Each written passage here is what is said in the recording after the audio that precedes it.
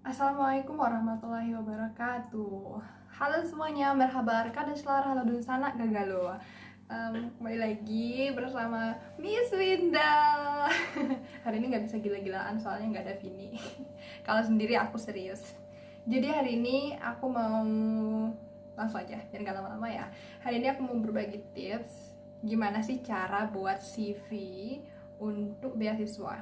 Ya, dalam beasiswa Turki burs lari scholarship ini sebenarnya nggak wajib, tapi kalau menurut aku ini menjadi salah satu faktor yang penting. Sebelumnya aku juga mau minta maaf karena CV aku ini nggak terlalu bagus karena aku nggak bisa desain.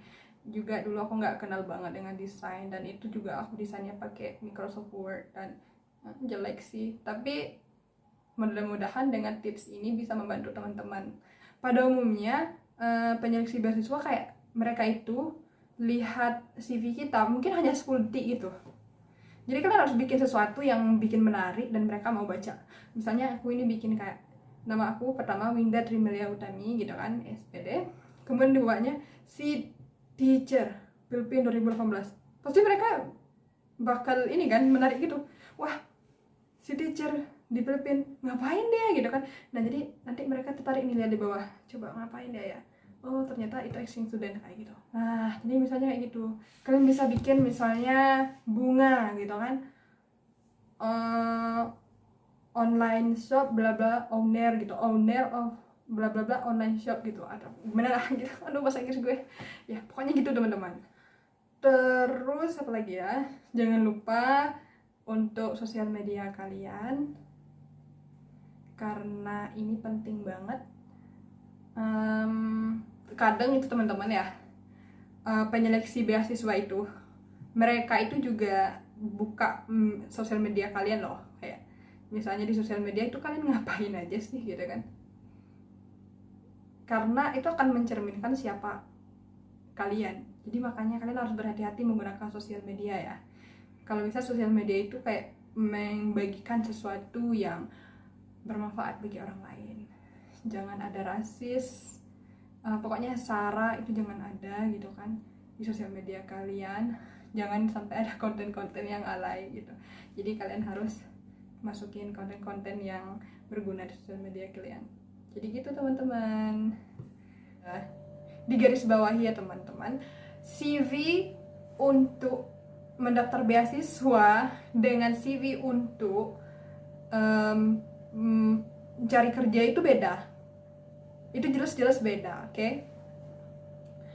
Jadi gini, hal yang harus kita perhatikan dalam membuat CV itu adalah kita harus melihat apa yang mereka minta. Kalau misalnya ya beasiswa YTB, kita lihat mereka mintanya apa. Misalnya di beasiswa YTB, kalau kalian lihat di aplikasinya, tentu mereka akan nanya, di sana mereka minta kita identitas diri kita, oke? Kemudian education, pendidikan kita, kemudian juga experience itu mau intensif atau kegiatan sosial, organisasi dan segala macamnya. Itu yang kita harus perhatikan gitu. Jadi secara singkatnya CV itulah ringkasan dari isi dari ini kita, apa namanya, aplikasi kita kalau boleh saya bilang gitu kan. Nah gini ya teman-teman, karena mereka minta data diri kita, kita isi nama kita, kemudian alamat kita, kemudian tempat tanggal lahir kita, agama kita apa, terus status tanya juga misalnya, terus hobi kita apa. Nah karena di YTB ini mereka juga nanya tentang hobi itu apa, jadi makanya di sini saya masukin hobi, terus interest gitu kan, ketertarikan saya di mana gitu. Saya masukin kayak education, art and performance, children's song, children's story, children dance, and handicraft gitu kan, kerajinan tangan. Nah ini kan ada tuh di aplikasinya ditanyakan kayak gini gitu. Terus education gitu kan. Nah di education ini kita dari SMA aja aku bikinnya, karena memang kan dari YTB itu mintanya cuma nilai dari SMA aja. Jadi kita bikin SMK. Aku dulu di SMK Negeri 3 Sungai Penuh. terus jurusan aku apa, kita bikin nilai rata-rata. Kan di sana ditanya juga nilai rata-rata kita berapa, ya kan, di aplikasi. Terus Universitas Negeri Padang, kita bikin nilainya sekian gitu kan. Terus experience kita, karena experience mereka juga tanya di aplikasi, jadi kita tulis di sini intensif ini PKL, praktek kerja lapangan, silahkan dimasukkan. Dulu saya pernah PKL di Pionir Montessori School, International School, Padang, Sumatera Barat. Kemudian juga exchange program, kalau misalnya dulu pernah exchange student ke Philippines. Kemudian work experience, pernah ngajar juga di TK. Research and publications. Nah, ini penting banget teman-teman, karena ini sebagai bentuk juga bahwa kita adalah ilmuwan gitu, calon ilmuwan gitu.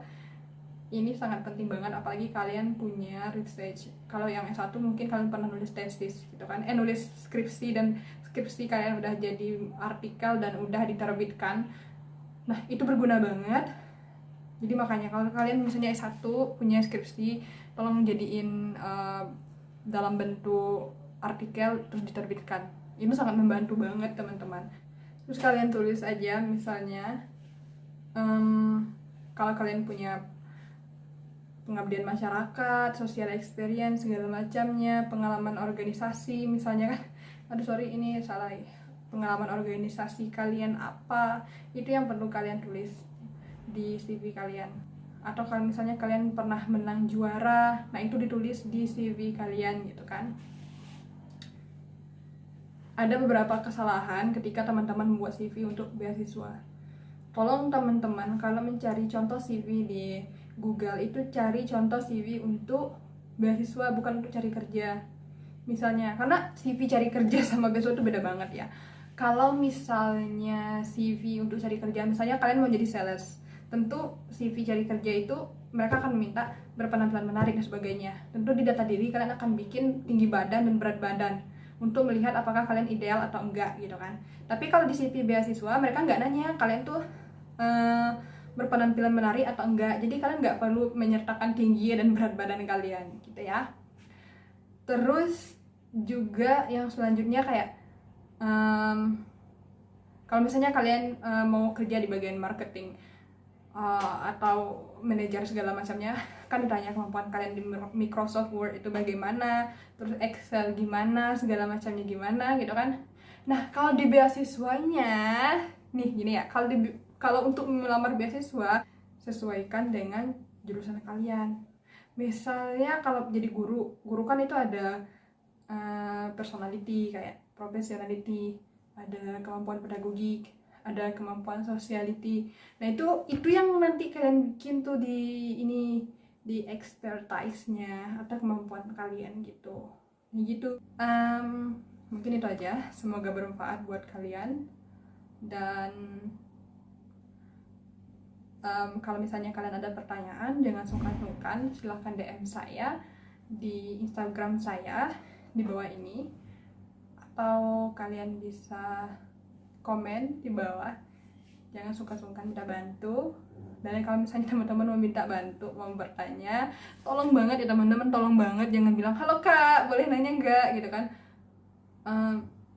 Itu kayak aku harus balas boleh gitu, karena aku udah bilang kalau mau bertanya silahkan. Kalau misalnya kalian bertanya langsung aja, kak saya mau bertanya bla bla bla segala macamnya. Jadi nanti pas saya on, saya tinggal balas aja lagi. Bukan ketika saya on, saya cuma bilang boleh. Nah gitu ya teman-teman, ngerti kan? Oke, terima kasih teman-teman semuanya. Mudah-mudahan konten ini bermanfaat buat kalian. Dan kalian boleh komen kira-kira kalian mau informasi tentang apa, aku buatkan videonya. Semoga ini membantu. Assalamualaikum warahmatullahi wabarakatuh.